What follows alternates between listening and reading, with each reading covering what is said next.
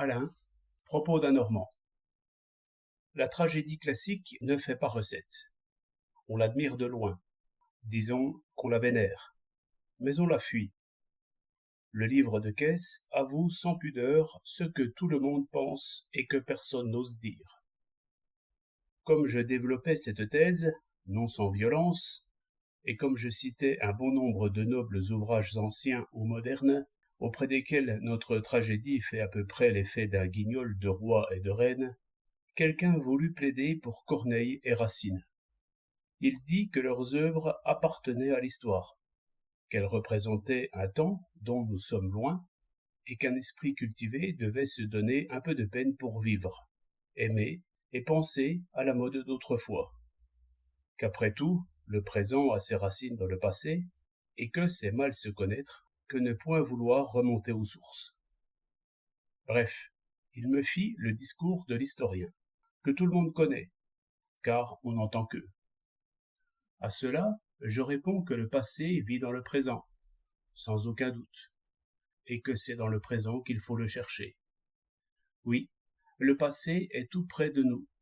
Il est autour de nous et en nous, non dans les vieux papiers.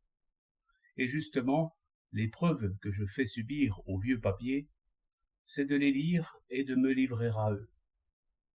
S'ils n'éveillent rien, s'ils ne remuent rien, cela prouve qu'ils ne sont que de vieux papiers. Car, dans ce qui a été conservé par l'écriture, tout n'est pas également vrai, sans quoi les plus plats écrits, après 200 ans, vaudraient autant que les chefs-d'œuvre. D'après cela, je ne dois montrer aucune indulgence pour les choses et les œuvres du passé, qu'elles agissent sur moi, si elles peuvent. Or, je constate qu'elles n'agissent point. Mais voyons, pauvre historien, soyez donc vraiment historien. Croyez-vous qu'au grand siècle, les princesses étaient seules à aimer? Ne croyez-vous point que les confidentes aimaient aussi, et que les princesses le savaient bien? Cela est de tous les temps, et les sentiments profonds n'ont ni couronne, ni sceptre jamais. Voyez pourtant ces confidents et confidentes de tragédie. Ce sont des bûches à figure humaine.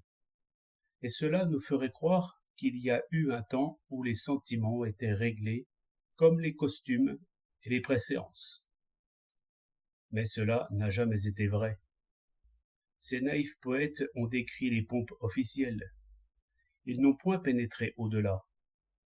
Leur théâtre est l'image d'un théâtre. Et l'on voit bien qu'ils étaient au parterre, ouvrant les yeux et la bouche, au lieu de rôder dans les coulisses. 3 janvier 1908.